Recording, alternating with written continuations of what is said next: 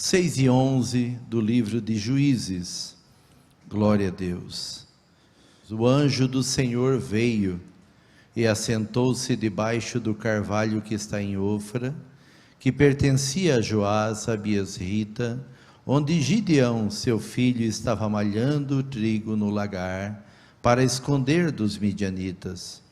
Quando o anjo do Senhor apareceu a Gideão, lhe disse: o Senhor é contigo, varão valoroso ou homem valente. Gideão lhe respondeu: ai, Senhor meu, se o Senhor é conosco, por que tudo isto nos sobreveio? E que é feito de todas as suas maravilhas que nossos pais nos contaram, dizendo: não nos fez o Senhor subir do Egito? Porém agora o Senhor nos desamparou e nos entregou nas mãos dos midianitas. O Senhor olhou para ele e disse: vai nesta tua força e livra Israel das mãos dos midianitas. Não te enviei eu? Respondeu-lhe Gideão: ah, Senhor meu, com que livrarei Israel? A minha família é mais pobre em Manassés, e eu o menor da casa de meu pai. Tornou o Senhor a dizer-lhe: eu hei de ser contigo, e tu ferirás os midianitas como um só homem. Prosseguiu Gideão: se agora achei graça aos teus olhos, dá-me um sinal de que és tu que fala comigo. Rogo-te que daqui não te apartes, até que eu volte, trazendo o meu presente, e ponha diante de ti. Respondeu ele: esperarei até que voltes. Amém. É um texto conhecido, uma palavra que já foi muito tempo pregado, há muitas vezes que é pregado, mas a palavra de Deus, ela se renova a cada dia. Eu acho muito lindo essa passagem de Gideão, um dos juízes de Israel. Esse período que Gideão estava julgando Israel era um período difícil. Israel estava pobre, Israel estava empobrecendo cada vez mais, visto que a Bíblia diz que Deus entregou Israel nas mãos dos midianitas e também dos amalequitas. A opressão era tão grande que Israel plantava. Quando estava no momento da colheita, o inimigo vinha e dava contra Israel, batalhava contra Israel e destruía toda a lavoura, destruía toda a plantação, de forma que a Bíblia diz que Israel estava empobrecendo, né? A situação era tão grave que quando este anjo aparece debaixo do carvalho em Ofra, para falar com Gideão, Gideão estava malhando o trigo no lagar, diz a Bíblia, para salvar esse trigo da mão dos midianitas. A Bíblia diz que eles faziam covas nas cavernas, e escondiam o trigo, porque senão eles morreriam de fome, mas mesmo assim a pobreza era muito grande. Então a Bíblia diz que o povo de Israel clamou ao Senhor, e ao clamar ao Senhor, Deus levanta um profeta dizendo que Deus tirou Israel com mão forte lá do Egito, porém Israel desprezou o Senhor. Por esta razão eles estavam sofrendo. Então eu tiro como lição aqui que muitas vezes o sofrimento ele não vem apenas como uma prova para nos moldar, para trabalhar o nosso caráter, que muitas vezes Deus se utiliza disso, para moldar o nosso caráter, para que a gente aprenda lições com Deus. Mas muitas vezes são situações que são provenientes dos nossos próprios erros, de atitudes erradas que tomamos. E a Bíblia diz que Israel tomou atitudes erradas. E que atitudes foi esta, pastor? Israel desprezou o Senhor. Israel abandonou, deu as costas para Deus, se voltou para os ídolos e esqueceu do que Deus fez por eles. Por essa razão veio a pobreza sobre Israel. Por essa razão o inimigo veio para combater Israel. E daí Israel clama ao Senhor. e por eles clamarem, Deus ouve a oração.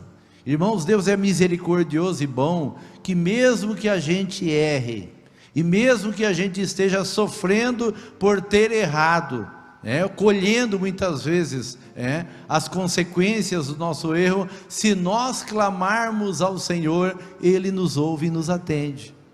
É interessante isso, né? Olha a bondade de Deus. Deus poderia dizer: agora você errou, agora você não tem mais perdão. Não, Deus permite muitas vezes até a prova, o confinamento, o aperto, a dificuldade, a adversidade, para justamente nós olharmos para cima e clamarmos a Ele.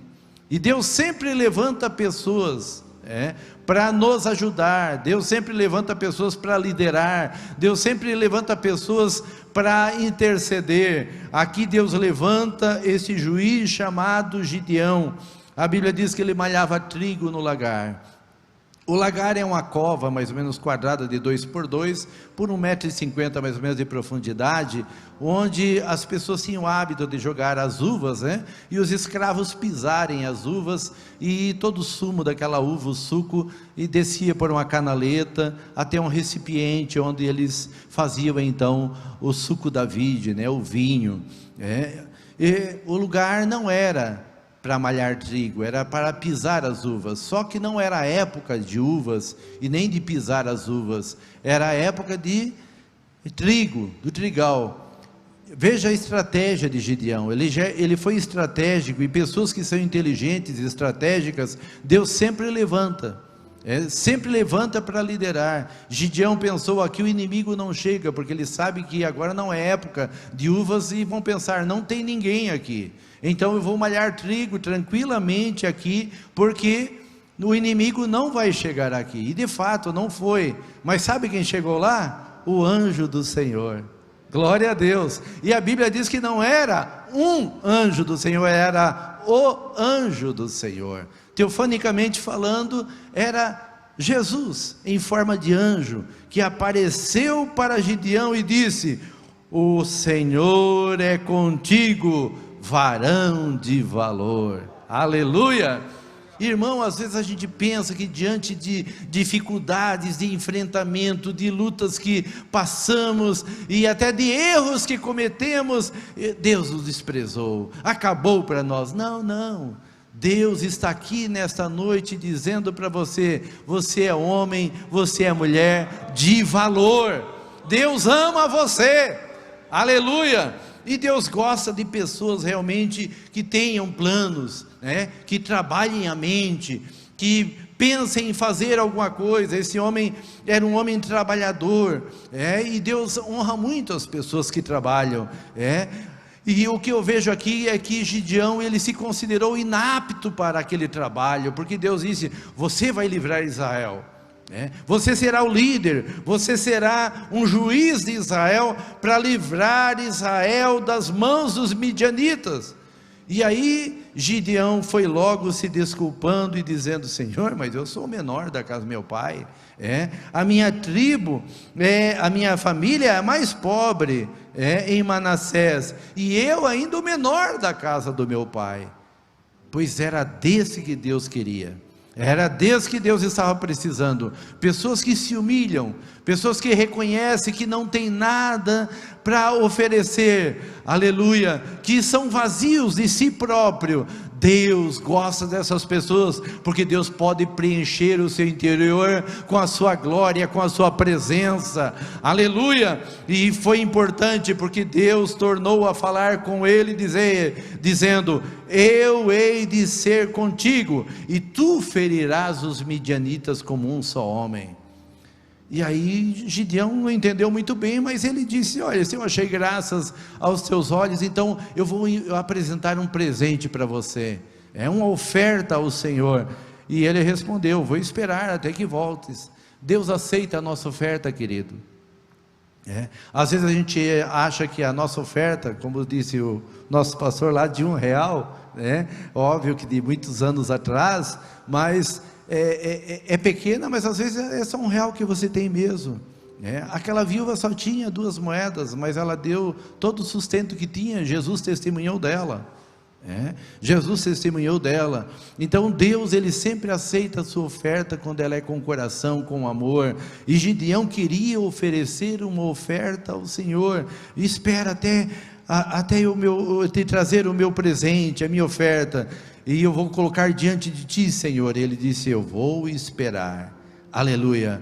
Mas uma coisa que me chama a atenção aqui é que Gideão precisava tomar algumas atitudes para que as coisas acontecessem, para que a bênção viesse, para que a vitória ocorresse. Você percebe no texto que eu li que Gideão reclamou: Senhor, se o Senhor é conosco, por que esse mal nos sobreveio? Às vezes tem pessoas que questionam a Deus: por que eu estou sofrendo, Senhor? Por que tanto sofrimento, meu Deus? A Bíblia diz: então o Senhor olhou para ele. Deus estava querendo dizer alguma coisa para Gideão nesse olhar. Esse olhar de Deus foi impactante lá e entrou lá no coração de Gideão. Como quem diz assim: Gideão, tu não sabes? Tu não sabes que o meu povo me abandonou? O meu povo me trocou por ídolos, por deuses estranhos? Essa é a razão porque o mal sobreveio. Não obstante Gideão contar: os nossos pais, Senhor, contaram para a gente das maravilhas que o Senhor nos fez sair do Egito, e nos colocou nessa terra que emana leite e mel, mas agora estamos sofrendo. Aleluia. Neste olhar, Deus estava dizendo para Gideão: Gideão, o teu povo, o povo de Israel, está sofrendo porque me abandonou, porque me deixou. Essa é a razão do sofrimento. Só que Deus disse: eu vou te levantar, você ferirá o midianita como um só homem, e eu hei de ser contigo. E a Bíblia diz que então Gideão, ele realmente percebeu que era o Senhor que falava com ele. Só que Deus disse para ele: você precisa derrubar um altar lá na casa do teu pai. Deus, tem um altar na casa do meu pai? Sim, tem um altar a um ídolo, um poste ídolo lá na casa do teu pai. Você precisa derrubar aquele altar. Meus irmãos, muitas vezes a gente quer a bênção de Deus, mas às vezes há altares na nossa casa que precisam ser derribados. Pastor, que altar são esses? Você sabe. Às vezes é o altar da pornografia, às vezes é o altar da idolatria, às vezes é o altar da infidelidade, quem sabe o altar da omissão, tantas coisas do pecado, altar que precisam ser derrubados, senão Deus não opera. Ele disse: vai lá e derruba aquele altar. Interessante que ele foi e derrubou o altar, e ao derrubar o altar, a Bíblia diz que ele foi cheio do Espírito Santo. Aleluia! Irmão, Deus não pode nos encher se tiver algum outro altar ocupando a nossa vida. Não há como. A Bíblia diz: não podeis servir a dois senhores. Tiago disse: de uma fonte não pode correr água doce ou salgada, ou é doce ou é salgada. Você serve a Deus ou você serve a Baal, aos ídolos? Então tome uma decisão: quer a vitória, quer a bênção, abandona o altar que está levantado lá na sua casa, derruba ele. Aleluia! E você sabe que altar é esse? Todos nós sabemos, porque muitas vezes levantamos altares que ocupam o lugar do nosso Deus. Derrube esse altar e você vai ver Deus operar. Oh glória, aleluia!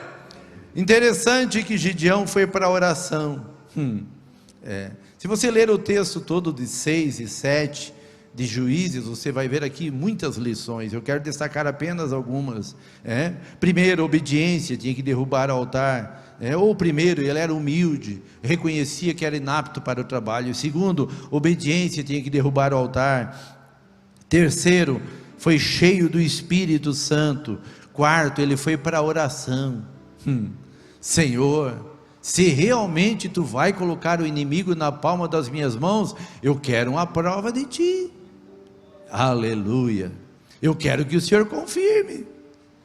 Irmãos, você pode fazer prova com Deus. Deus nos dá a liberdade de nós orarmos e fazermos provas com o Senhor. E ele fez provas com Deus e Deus atendeu. Deus atendeu a oração de Gideão. Um dia ele colocou um velo de lã, lá fora de casa, para que o orvalho da noite molhasse aquele velo. E ele disse: eu quero que esse velo no outro dia esteja seco e não molhado. Totalmente contrário à natureza. E de fato, o velo amanheceu seco. No outro dia ele orou ao contrário: eu quero que o velo esteja molhado e não seco. Amanheceu molhado, ele encheu um copo de água com aquele velo de lã. Ao espremer, aleluia, ele disse: o Senhor está comigo. Agora eu entendi que Deus está comigo. Claro, ele disse: o Senhor é contigo, varão de valor. Igreja, o Senhor é contigo. Glória a Deus, aleluia. E Gideão, ao fazer esta prova com Deus, ao ser cheio do Espírito Santo, ele foi lá no acampamento do exército inimigo. Foi lá, e vou dar uma olhadinha, porque não é fácil, para um homem ser líder, inexperiente, a primeira vez. Ele foi lá, pegou o seu moço chamado Purá e foi com ele lá. E ele chegou pertinho lá de uma cabana. Eles estavam contando um sonho. Os guardas estavam conversando e disse: olha, eu tive um sonho que um pão de centeio veio e derrubou todas as nossas cabanas, acabou com tudo, as tendas nossas caíram todas. E aí o outro disse: sabe o que é isso? É a espada de Gideão, Deus é com ele. Olha só. Aí o Gideão, a Bíblia diz que naquela hora mesmo ali ele adorou o Senhor quietinho, porque o inimigo não podia ver ele, mas ele adorou o Senhor porque sabia que Deus era com ele. Irmãos, mesmo que a gente seja um pão de centeio, porque pão de centeio era o pão mais simples que tinha, o pobre que era pobre, que o pobre chamava de pobre, comia aquele pão. Pão de centeio. Gideão era um pão de centeio, mas mesmo você sendo um pão de centeio, tendo o Espírito Santo de Deus na tua vida, você é um gigante. Você é poderoso na mão de Deus. Aleluia. E diz a palavra do Senhor que Gideão voltou e disse: agora eu vou pegar o meu exército, 32 mil homens, e agora eu vou encarar. Aí Deus disse: nem, nada disso. Mas por que, Senhor? Já é pouco. Eles são milhares, como a areia do mar. Aí tu quer que eu vá só com 32 mil? Tu acha que é muito? É muito, sim. Mas como, Senhor? Para que eles não digam que a glória foi deles, e não minha. Irmãos, toda vitória devemos tributar ao Senhor. Nunca é mérito nosso, foi Deus quem fez, foi Deus quem deu, foi Deus quem realizou. O Senhor deu, o Senhor tirou, louvado seja o nome do Senhor. Tudo é dele, para ele, por ele, para sempre. Aleluia. Então, queridos, ele tinha que obedecer o plano, o projeto de Deus. E aí Deus disse: não, meu plano é diferente. Mas Senhor, eles têm um monte de gente, de guerreiros, e aí eu lembro do Salmo 20, quando o salmista diz: uns confiam em carros, outros em cavalos, mas nós faremos menção do nome do nosso seu Deus.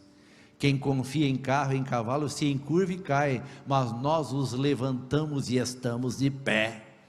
Oh glória, aleluia. E diz a Bíblia que ele mandou os medrosos, aqueles que estavam com o coração assim, batendo forte: enfrentar essa multidão, estou com medo. Os medos e os covardes voltem. Voltou 22 mil, ficou só 10. Aí: Senhor, vou com esses 10 mil. Não, é muita gente. Mas é muita gente, Senhor? É muita gente. Percebe, eles vão atravessar o rio, e eles vão beber água. Percebe como eles bebem água, 300 soldados pegaram água com a mão, na concha da mão, levaram à boca e ficaram tomando e olhando. Aí Deus disse: esses 300 você separa e leva com você. Os que levaram a boca na água, deixa eles aí para trás também. Gideão foi com 300 irmãos, aleluia. Mas não foram os 300 que venceram a guerra.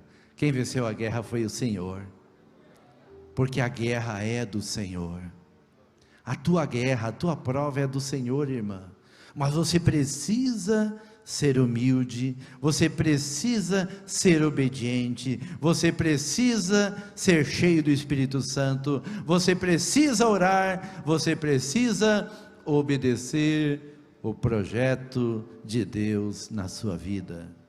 Você precisa entender. E quando nós entendemos, Deus nos abençoa. Enfrentou 300, pastor, e venceu?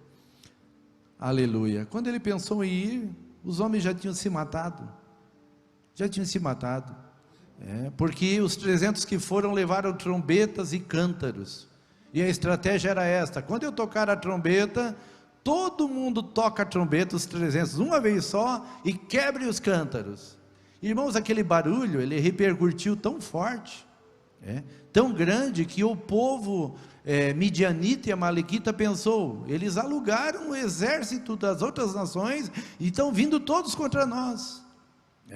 E a Bíblia diz que eles entraram em confusão, olha só, confusão mental, e um matava o outro. Eu pensava que era inimigo, o colega do lado pensava que era inimigo, e colocava a faca num, a espada no outro, e lança no outro, e flecha no outro. Quando o Gideão chegou lá, estavam tudo morto, aquela nação que estava pobre, irmãos, paupérrima, colocando comida nas covas para proteger das mãos dos midianitas, agora no outro dia tem abundância de comida, porque aqueles milhares de midianitas e amalequitas deixaram toda a comida, deixaram toda a roupa, deixaram todas as espadas. Isso se chama despojo, eles tinham que ir para a guerra e levar comida, imagina, irmãos, as tendas que eles tinham, que eles levantaram, tudo isso Israel pegou, foi lá saquear o despojo. Até os camelos dos midianitas tinham colar de ouro, para você ter uma ideia. Olha só, uma nação que estava paupérrima, pobre, num dia, no outro dia amanhece rico, olha o colar de ouro que estava no camelo, agora está aqui no meu pescoço. Sabe quem faz isso, irmãos? Deus